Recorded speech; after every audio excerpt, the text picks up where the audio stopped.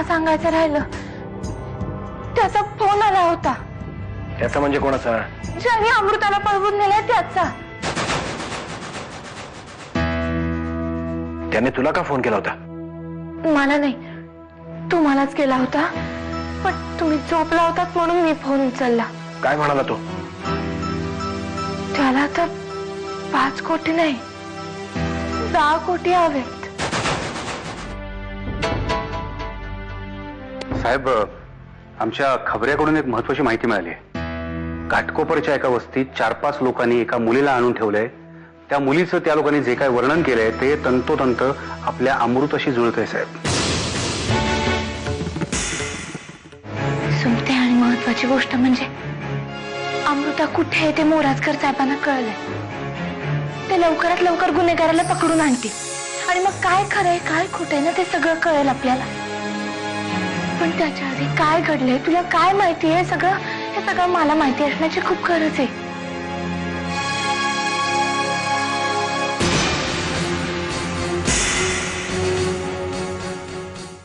ताबडतोब हायच तिथनं निघ आणि दुसरी जागा गाठ. अरे अरे काय चाललंय काय राव शेठ? रोज रोज जागा बदलायला लावताय राव.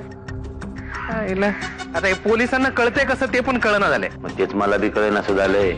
आता या पोरीचं करायचं काय ते सांगा. कुठं घेऊन जाऊ तिला? अरे कुठं बी जा, पण ताबडतोब हायच तिथनं निघ. पाहिला निघाला काय? अहो फोन ठेवाल तर निघेन ना. मला वाटतं आत्या, म्हणजे मलाच असं नाही, अहिल्याचंही हेच मत आहे की जोपर्यंत सुमित्रा या घरात आहे तोपर्यंत अहिल्या इथे येणार नाहीये. तिला म्हणावं आम्ही नाही तिला घरात ठेवणार आहोत. तिला खरंच उपचारांची गरज आहे. डॉक्टर मोदींच्या दवाखान्यात ऍडमिट करावं म्हणतोय आम्ही तिला. तसं बघायला गेलं तर ही बातमी तुमच्या पोलीस डिपार्टमेंट मधून सुद्धा लीक होऊ शकते.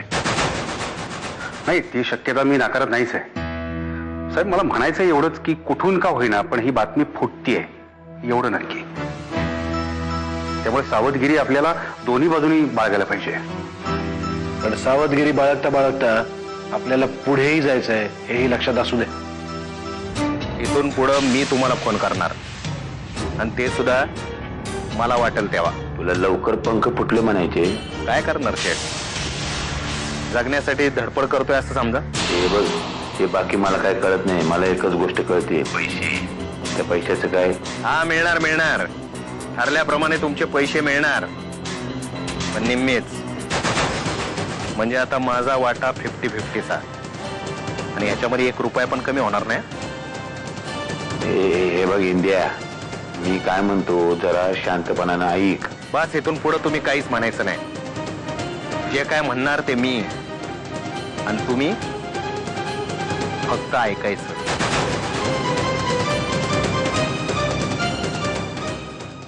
दहा कोटींचा बंदोबस्त तुम्ही करू शकता, पण यांच्या कानावर काही न पडू देता. आता अमृता घरी येणं जास्त महत्वाचं आहे का यांचे तत्व सांभाळणं? सध्या तरी अमृताताई घरात असणं जास्त महत्वाचं आहे. यांना सुद्धा तसंच वाटत असणार, आणि मला वाटतं की आपण त्यांना जे वाटतं ते करावं, त्यांना न कळू देता. कारण जशी अमृता त्यांची मुलगी आहे तशी ती माझी आहे.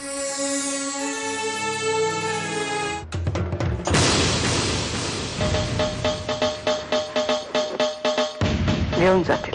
ठीक आहे मॅडम, चला.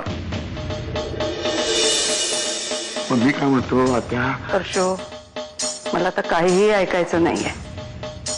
सुमित्राचं काय करायचंय ते डॉक्टर बघतील.